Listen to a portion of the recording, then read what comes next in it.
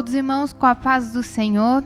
É motivo de muita alegria estar aqui com os irmãos para podermos dar continuidade a esse estudo a respeito da reconstrução dos muros de Jerusalém. A respeito, mais especificamente, da reconstrução das 12 portas que eram colocadas, que estavam no muro de Jerusalém. Hoje, nós iremos falar a respeito da porta da fonte. Hoje nós iremos falar a respeito de uma porta que teve muita importância para o povo naquela época, mas que não deixou de ter muita importância para o povo de hoje em dia. Como todas as portas que foram estudadas anteriormente, e como todas aquelas que serão estudadas no decorrer dos dias, essa porta, a porta da fonte, tem um significado muito importante hoje para a igreja. Teve um significado muito importante para o povo de Israel, sim, mas ela é uma porta essencial para a igreja viva, santa e que subirá no arrebatamento com Cristo. Amém? Eu gostaria de pedir que os irmãos abrissem vossas Bíblias no livro de Neemias, capítulo 3, versículo 15. Leremos apenas um versículo. Neemias 3,15 diz assim: E a porta da fonte reparou a Salum, filho de Col-Hosé, maioral do distrito de Mispa. Este a edificou e a cobriu. Ele levantou as portas com as suas fechaduras e os seus ferrolhos, como também o muro do viveiro de Selá, ao pé do jardim do rei, mesmo até os degraus que descem da cidade de Davi. Amém. Para começarmos, eu gostaria de destacar alguns fatos a respeito da porta da fonte. A porta da fonte foi a 6ª porta a ser reedificada, reconstruída, reerguida. E ela ficava localizada ao sul do Templo de Jerusalém. Uma característica importante dessa porta é que ela ficava praticamente de frente ao tanque de Siloé. É uma porta que era localizada praticamente de frente ao tanque. E aí nós vamos começar a entender tamanha importância dessa porta. O tanque de Siloé, ele era abastecido pelas águas que jorravam da fonte de Giom. A fonte de Giom, meus irmãos, era a única fonte que existia nos entornos da cidade de Jerusalém. O que eu estou querendo dizer? A fonte de Giom, ela era a única fonte responsável por abastecer toda a cidade. Só tinha uma fonte que abastecia e que jorrava água para saciar a sede daquele povo, para suprir as necessidades daquele povo. Era uma fonte única. E essa fonte, a fonte de Giom, ficava fora dos muros de Jerusalém, ficava nos entornos da cidade. Amém. E em 2 Crônicas, capítulo 32, no versículo 30, nós temos relatado como o rei Ezequias, um rei importante para o povo de Deus, um rei importante para o povo de Israel naquele período, como o rei Ezequias direcionou as águas da fonte de Giom, através de aquedutos, através de uma engenharia muito específica. Até os estudiosos nos dizem que quando encontraram as escavações e as construções de Ezequias deste aqueduto, ficaram surpresos, foram surpreendidos por tamanha detalhe, tamanha especificidade daquela obra. E Ezequias fez esses aquedutos levando a água de fora para dentro. E essa água que entrava na cidade por esses aquedutos, ela era abastecida, ela abastecia esse tanque de Siloé. A água vinha da fonte que estava fora da cidade e era represada dentro do tanque para garantir que o povo não precisasse mais sair do muro, ir até a fonte, mas a água estava ali, acessível, de fácil acesso a todos. O tanque garantia um acesso a essa água de uma maneira mais fácil, de uma maneira mais rápida, de uma maneira menos custosa, de uma maneira em que qualquer um que chegasse ali no tanque tinha acesso àquela água.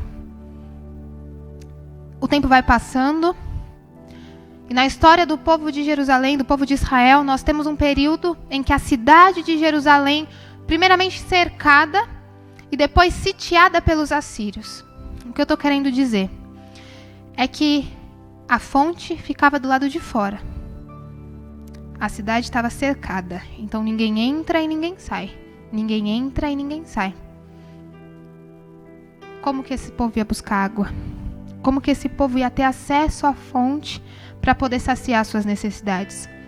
E nesse momento nós vemos como Deus é detalhista, meu irmão. Nós vemos como Deus cuida de nós nos mínimos detalhes.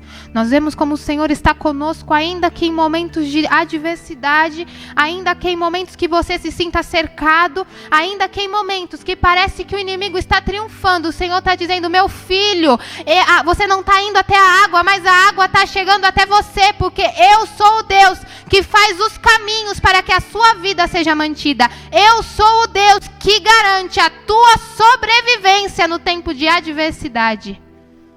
Apesar das dificuldades, apesar do cerco dos assírios, apesar de toda aquela situação de guerra e de batalha, apesar do povo se sentir acuado, o Senhor Deus não permitiu que faltasse a água. O Senhor Deus não permitiu que faltasse esse item que é de extrema importância e necessidade para a vida do homem. A fonte de Gion, uma fonte única, foi responsável e garantiu a sobrevivência de todo aquele povo, de toda aquela cidade, através dos aquedutos e do tanque. A fonte de Gion garantiu a sobrevivência do povo no período da adversidade. E aí nós vamos conversar a respeito da importância da porta da fonte. A porta da fonte ela era muito importante, sabe por quê? Porque ela era o acesso. Ela era o acesso da cidade até a fonte. Ela era o caminho que levava o povo que estava na cidade até a fonte. Ela era o caminho por onde tinha que se passar para saciar a necessidade. Ela era o caminho daqueles que precisavam chegar à fonte que era única, que jorrava águas cristalinas, águas limpas, águas correntes, águas constantes para garantir a vida. A porta da fonte, ela era essencial naquela cidade. Afinal, a água é essencial. A porta da fonte derrubada representa uma ruptura. A porta da fonte caída representa uma quebra de aliança, representa um acesso dificultado. O povo não conseguia mais acessar aquela fonte, porque a porta tinha sido derrubada. A porta da fonte derrubada significa um acesso dificultado àquela que é a fonte que sacia as nossas necessidades. A porta da fonte derrubada significa aquele pecado que derruba e interrompe, prejudica o nosso acesso àquele que é poderoso para saciar as nossas necessidades físicas, emocionais e espirituais. As necessidades ficavam porque o povo continuava precisando da água, mas o acesso à fonte estava dificultado pelas transgressões. As necessidades permaneciam porque o povo continuava necessitado, sedento. Mas o acesso à fonte estava interrompido por culpa do pecado.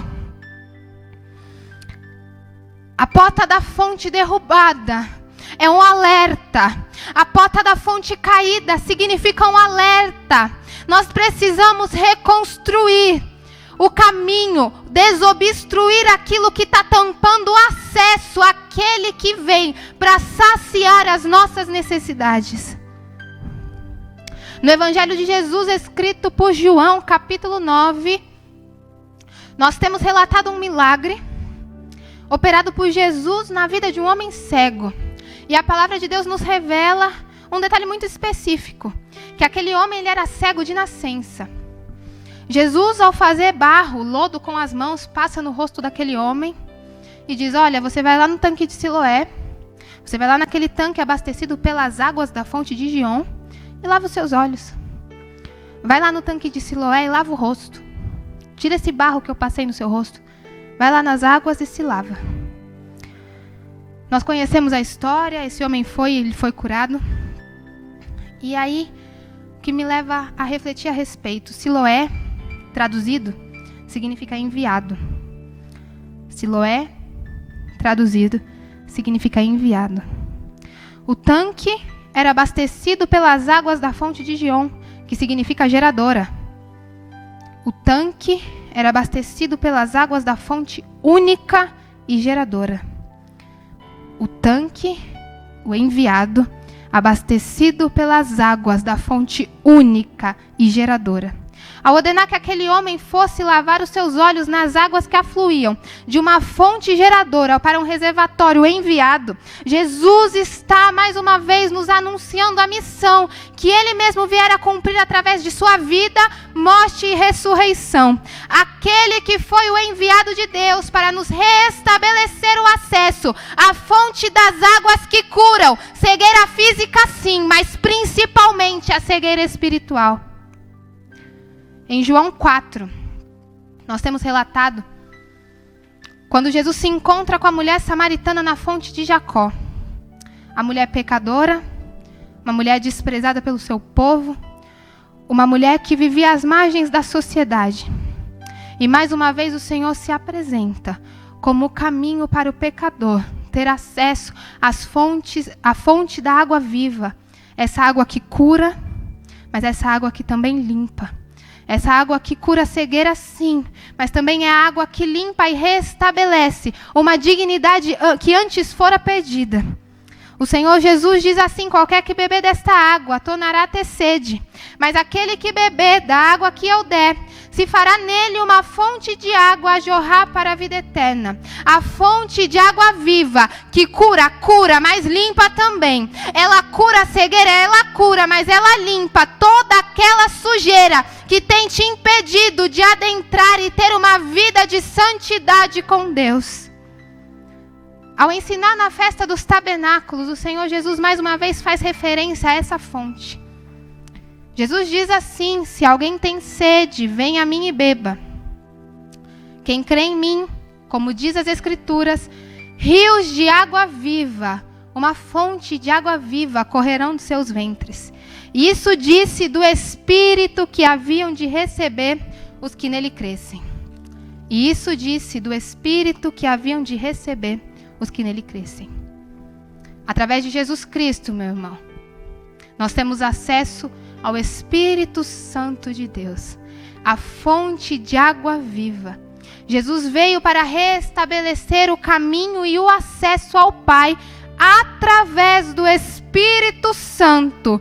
Essa fonte de água viva, essa fonte que jorra constantemente, uma água limpa, uma água pura, uma água cristalina para saciar a minha e a sua necessidade diariamente.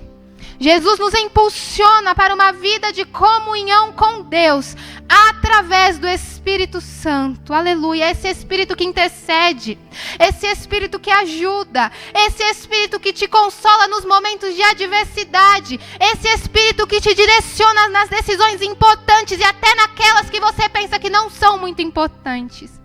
Esse Espírito que vem te fortalecer dia após dia para continuar na caminhada com Deus.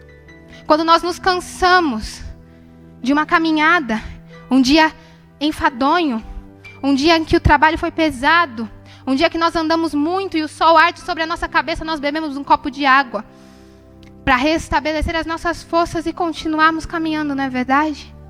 Para restabelecermos o nosso fôlego e continuarmos até chegarmos no nosso objetivo. Meu irmão, essa é a função do Espírito Santo na sua vida. Quando você se cansa, quando os problemas são pesarosos, quando está difícil continuar o caminhar, o Espírito Santo de Deus é aquele que te fortalece para que você chegue até o final e alcance o seu objetivo.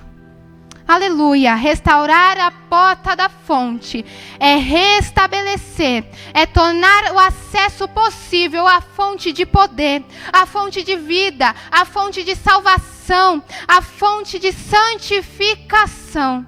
Aleluia. Eu gostaria de ler com os irmãos Isaías, capítulo 44, os versículos de número 2 e 3. Isaías 44, versículos de número 2 e 3. Diz assim a palavra do Senhor. Assim diz o Senhor que te criou e te formou desde o ventre, e que te ajudará. Não temas, ó Jacó, servo meu, e tu, Jesurum, a quem escolhi. Porque derramarei água sobre o sedento e rios sobre a terra seca. Derramarei o meu espírito sobre a tua posteridade e a minha bênção sobre os teus descendentes. Porque derramarei água sobre os sedentos e rios sobre a terra seca. Derramarei o meu espírito sobre a tua posteridade e a minha bênção sobre os teus descendentes. Aleluia. O próprio Deus, através de Isaías, nos promete que ainda que as coisas estejam difíceis, ele diz: não desfaleça e não desanime, porque o meu espírito eu vou derramar sobre ti, o meu espírito vai caminhar com você, e até a sua posteridade vai saber da importância que tem a presença do Espírito Santo na sua vida. A reconstrução da porta da fonte, meu irmão, diz respeito sobre entender quão importante é restabelecer o acesso ao próprio Deus, o acesso a uma vida de mais intimidade, o acesso a uma vida de novas experiências que vêm e ocorrem através do Espírito Santo que atua na minha e na tua vida diariamente. Que nesta tarde, que nós possamos reedificar. Se porventura tem alguma brecha, fala: Maline, minha porta da fonte não está toda quebrada não, estou precisando fazer um conserto. Meu irmão, hoje é o dia. Hoje é o dia do conserto, hoje é o dia de restabelecer, hoje é o dia de reedificar e reerguer aquilo que você achou que não tinha mais jeito, aquilo que você achou que já havia sido perdido. Mas faz tanto tempo que eu não falo em línguas, mas faz tanto tempo que eu não sinto a alegria do Espírito Santo no meu coração. Hoje o Senhor nos diz: é tempo de reconstruir, é tempo de retomar alianças partidas, alianças quebradas, é tempo de reerguer relacionamento e intimidade com Deus, porque o Senhor, Ele é fiel para cumprir todas as promessas que Ele fez na sua vida. Ele é fiel para cumprir toda a palavra que Ele lançou sobre a tua vida. Mas reerga, restabeleça e busque uma vida de intimidade e relacionamento com Ele. Amém?